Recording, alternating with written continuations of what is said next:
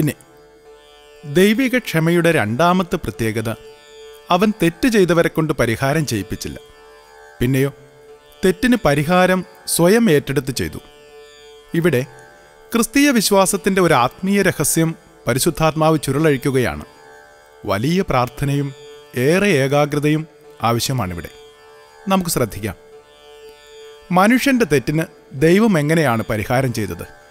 നമുക്കറിയാം, ഏത് തെറ്റിനും ഒരു ശിക്ഷയുണ്ട്. ഒരു തെറ്റിന് ഒരു ശിക്ഷ.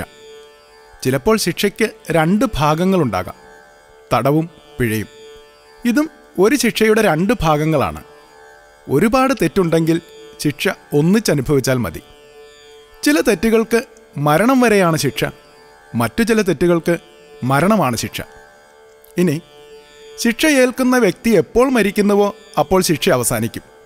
ഇത് മാനുഷിക നീതിന്യായ വ്യവസ്ഥിതിയാണ്. ഇനി ദൈവിക നിയമം അനുസരിച്ച് പാപത്തിൻ്റെ മിനിമം ശിക്ഷ മരണം, അഥവാ പാപത്തിൻ്റെ ശമ്പളം മരണം.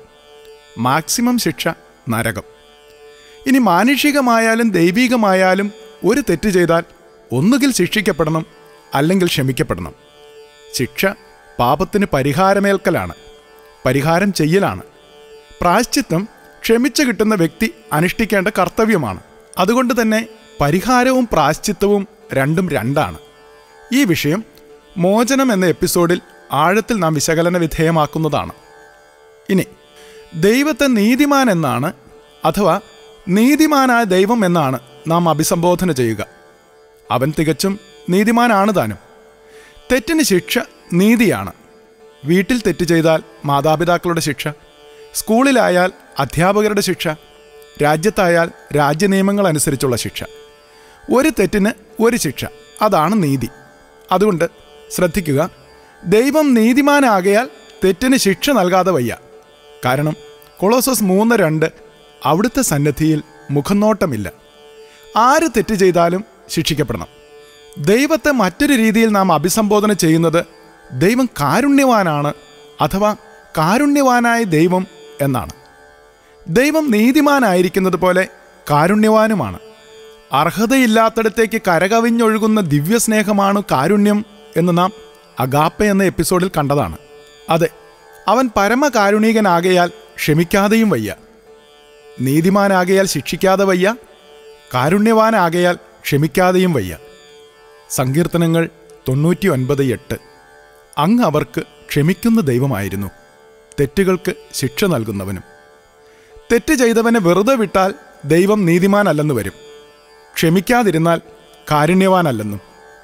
മനുഷ്യബുദ്ധിക്ക് അതീതമായ ഈ സന്നിഗ്ധാവസ്ഥയിൽ ദൈവം തൻ്റെ അനന്തജ്ഞാനത്തിൽ ഒരേ സമയം താൻ നീതിമാനും അതേസമയം താൻ കാരുണ്യവാനുമാണെന്ന് തെളിയിക്കാൻ, പ്രകടിപ്പിക്കാൻ അവിടുന്ന് ഒരു പദ്ധതി ആവിഷ്കരിച്ചു. അതാണ് രക്ഷാകര പദ്ധതി. ദൈവിക രക്ഷാകര പദ്ധതിയുടെ ആത്മീയ രഹസ്യമെന്ത്? എങ്ങനെയാണ് ഒരേ സമയം ദൈവം തൻ്റെ നീതിയും അതേസമയം ദൈവം തൻ്റെ കാരുണ്യവും പ്രകടമാക്കിയത്? ശ്രദ്ധിക്കാം. പിശാചിട്ട പ്രലോഭനത്തിൻ്റെ ചൂണ്ടയിൽ മനുഷ്യൻ കൊത്തിയപ്പോൾ അവൻ എന്നേക്കുമായി പാപത്തിനും തന്മൂലം മരണത്തിനും അടിമയായി. കാരണം തിരുവചനം പറയുന്നു, പാപത്തിൻ്റെ ശമ്പളം മരണമാണ്. ഒപ്പം പാപം മൂലം മരണം ലോകത്തിൽ പ്രവേശിച്ചു എന്നും. ധ്യാനിക്കണം, ചൂണ്ടയിൽ കിടക്കുന്ന മത്സ്യത്തിന് തനിയെ രക്ഷപ്പെടാനാവില്ല, മറ്റാരെങ്കിലും രക്ഷിക്കണം.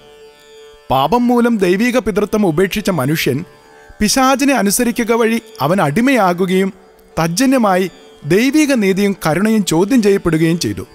ദൈവം താൻ നീതിമാനാകയാൽ ചൂണ്ടയിൽ കൊത്തിയ മത്സ്യത്തെപ്പോലെ പിശാചിൻ്റെ കെണിയിൽ വീണ് പാപത്തിൽ കിടന്ന് പിടയുന്ന മനുഷ്യനെ അതിൽ നിന്ന് രക്ഷിച്ച് അവന് പകരക്കാരനായി പാപത്തിൻ്റെ ഫലം മരണമേറ്റെടുത്ത് ആ ചൂണ്ടയിൽ കിടന്ന് പിടഞ്ഞു മരിക്കാൻ ദൈവം തയ്യാറായി. മരത്താലേ വന്ന പാപം മരത്താലേ മായ്ക്കുവാനായി മരത്തിന്മേൽ ആർത്തനായി തൂങ്ങി മരിക്കുന്നു രക്ഷകൻ ദൈവം. അതെ, മനുഷ്യൻ ചെയ്ത തെറ്റിന് പരിഹാരം ചെയ്യാൻ ദൈവം തൻ്റെ പുത്രനെ ഭൂമിയിലേക്ക് അയച്ചു.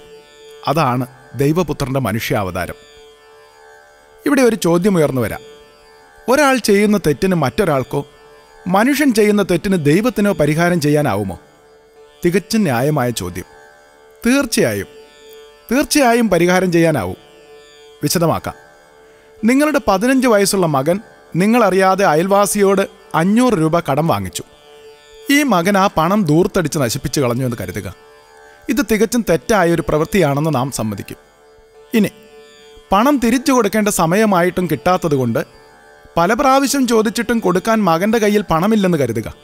ഒടുവിൽ അയാൾ മകനെ നടുറോഡിൽ പിടിച്ചു നിർത്തിയിട്ട് പറഞ്ഞു, ഇന്ന് നീ പണം തന്നിട്ട് പോയാൽ മതി.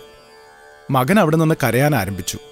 പണം വാങ്ങിയത് ശരിയാണ്, ചിലവഴിച്ചത് ശരിയാണ്, കൊടുക്കേണ്ടതും ശരിയാണ്. പക്ഷെ അവൻ്റെ കയ്യിൽ പണമില്ല. അവൻ നിസ്സഹായനാണ്. ഈ സമയം മകനെ തടഞ്ഞു വെച്ചിരിക്കുന്ന വിവരം നിങ്ങൾ അറിഞ്ഞാൽ നിങ്ങൾ എന്തു ചെയ്യും? തൊട്ടടുത്ത നിമിഷം അവിടെ ഓടിയെത്തി കാര്യങ്ങൾ അന്വേഷിച്ച് സത്യമാണെന്ന് ഉറപ്പ് വന്നാൽ നിങ്ങളുടെ കൈ തനിയെ പോക്കറ്റിലേക്ക് നീളും. കാരണം അത് നിങ്ങളുടെ മകനാണ്. പേഴ്സെടുത്ത് 500 രൂപ അയൽവാസിക്ക് കൊടുത്ത് മകനെ സ്വതന്ത്രനാക്കി വീട്ടിലേക്ക് കൊണ്ടുപോകും. എന്നിട്ട് പറയും, മോനെ, മേലിൽ ഇങ്ങനെ ചെയ്യരുത് എന്ന്. ഇവിടെ ഒരു ചോദ്യം. തെറ്റ് ചെയ്തത് ആര്? മകൻ. പരിഹാരം ചെയ്തതോ? അപ്പൻ. അതെ പ്രിയപ്പെട്ടവരെ, തെറ്റ് ചെയ്തത് മനുഷ്യനാണ്. പരിഹാരം ചെയ്തതും സ്വതന്ത്രനാക്കിയതും ദൈവവും. സൃഷ്ടിയുടെ തെറ്റിന് സൃഷ്ടാവ് പരിഹാരം ചെയ്തു. അതാണ് ഇവിടെ സംഭവിച്ചത്. മാത്രമല്ല, മാനുഷിക ശക്തിയാൽ മാത്രം പിശാചിനെ തോൽപ്പിക്കാനാവില്ലെന്ന് മനുഷ്യൻ പ്രലോഭന വിധേയനായതോടെ ദൈവം മനസ്സിലാക്കി. അതിനാൽ ദൈവം മനുഷ്യനായി അവതരിച്ച് തൻ്റെ മക്കളുടെ തെറ്റിന് പരിഹാരമായി സ്വയം ചൂണ്ടയിൽ സമർപ്പിച്ച് തൻ്റെ മക്കളെ രക്ഷിച്ചതോടൊപ്പം പിശാചിനെ നിത്യമായി പരാജയപ്പെടുത്തുകയും ചെയ്തു. മനുഷ്യൻ്റെ അശുദ്ധിയുടെ ഫലം അവൻ ശിക്ഷയായി ശരീരത്തിൽ ഏറ്റെടുത്ത് പകരം അവൻ്റെ വിശുദ്ധിയിൽ നിരുപാധികം മനുഷ്യനെ പങ്കുചേർക്കുക വഴി മനുഷ്യൻ്റെ നഷ്ടപ്പെട്ട വിശുദ്ധി തിരിച്ചു നൽകി. അങ്ങനെ പിശാചിൻ്റെ അടിമത്തത്തിൽ നിന്നും മനുഷ്യമക്കളെ വീണ്ടെടുത്ത് സ്വതന്ത്രമാക്കി.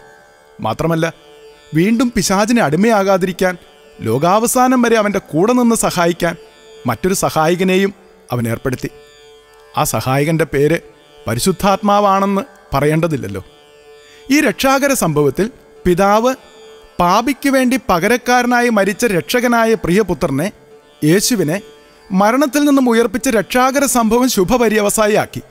ഒപ്പം പാപം മൂലം നിത്യനാശത്തിൽ നിബന്ധിച്ച മനുഷ്യനെയും രക്ഷാകര കർമ്മം നിർവഹിച്ച പുത്രനായ യേശുവിനെയും നിത്യമരണത്തിൽ നിന്ന് എന്നേക്കുമായി ഉയർപ്പിച്ച് പിശാചിനെയും അവൻ്റെ അവസാനത്തെ ആയുധമായ മരണത്തെയും പരാജയപ്പെടുത്തുകയും ചെയ്തു.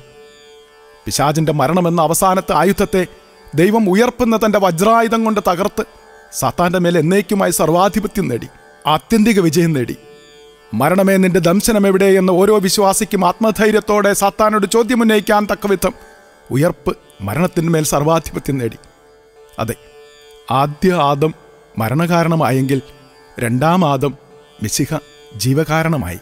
മിശിഹ രണ്ടാം ആദമിത മരണം മൂലം മരണത്തെ വിജയിച്ചൊടുവിൽ ഉയർത്തപ്പോൾ മർത്യനു ശരണം കൈവന്നു. ഇതാണ് രക്ഷാകര സംഭവത്തിൻ്റെ രത്നച്ചുരുക്കം.